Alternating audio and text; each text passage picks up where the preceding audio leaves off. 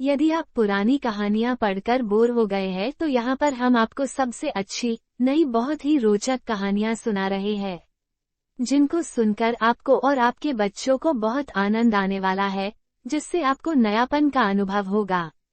अब हम आपको सुना रहे हैं इसी क्रम में 12वीं कहानी, जिसका शीर्षक है दो दोस्त। एक बार की बात है, एक जंगल में एक शेर रहता था। वो उस जंगल का राजा था। शेर की दोस्ती एक चीते के साथ थी। एक दिन शेर ने चीते से कहा कि मैं इस जंगल का राजा हूँ और सब मुझसे डरते हैं। इस पर चीते ने कहा, वो सब तो ठीक है, लेकिन जैसे ही आपके सामने हाथी आते हैं आपके होश उड़ जाते हैं, क्योंकि वे बहुत बड़े हैं और वो आपसे डरते भी नहीं है। ये बात शेर को अच्छी नहीं लगी। शेर ने चीते से कहा, तुम्हारी हिम्मत कैसे हुई मुझसे ऐसी बात करने की? चीते ने कहा, मैं तो आपका दोस्त हूँ। शेर ने कहा कि मैं तुमसे दोस्ती तोड़ता हूँ। अब तुम भी मुझे जंगल के और जानवरों की तरह सम्मान दोगे। इसके बाद चीता वहां से चला गया। कुछ दिनों के बाद लोमड़ी, जो कि शेर का मंत्री था, सभी चोरियों के जुर्म के लिए बंदर को पकड़ कर लाया। शेर ने बंदर को 1 महीने की सजा के बाद पहाड़ से गिराकर मारने के सजा सुनाई। इसके बाद बंदर को जेल में बंद कर दिया गया।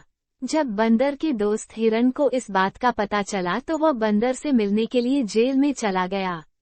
बंदर ने हिरण से बोला कि मैं मरने से पहले एक बार अपने घर वालों से मिलना चाहता हूँ। इसके बाद हिरण शेर के पास गया और बोला कि बंदर को एक बार अपने घर वालों से मिलने के लिए छोड़ दो। शेर ने बोला कि यदि वह भाग गया तो? हिरण ने बोला कि जब तक बंदर वापस नहीं आ जाता, जब तक आप मुझे जेल में रख सकते हैं। शेर ने बोला कि यदि बंदर वापस नहीं आया तो तुमको पहाड़ से गिराया जाएगा।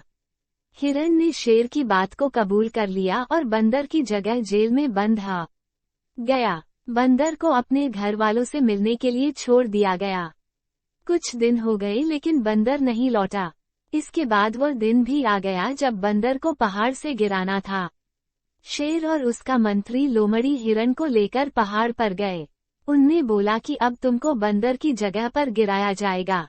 हिरण ने बहादुरी से बोला कि ठीक है, मैं पहाड़ से गिरने के लिए तैयार हूँ। तभी बंदर भी वहां पहुंच गया और बोला कि मित्र, तुमको पहाड़ से गिरने की जरूरत नहीं है, अब मैं आ गया हूँ। अभी तक मेरे लिए जेल में बंद रहने के लिए बहुत बहुत धन्यवाद। शेर उन दोनों की मित्रता देखकर बहुत खुश हुआ और उन दोनों को मुक्त कर दिया। शेर ने बंदर को चेतावनी दी कि अगर वो आगे से चोरी करेगा तो उसको छोड़ा नहीं जाएगा। शेर ने सोचा कि यह कितने अच्छे मित्र हैं जो एक दूसरे के लिए जान देने को भी तैयार थे, और मैंने छोटी सी बात के लिए अपने दोस्त चीता से दोस्ती तोड़ दी।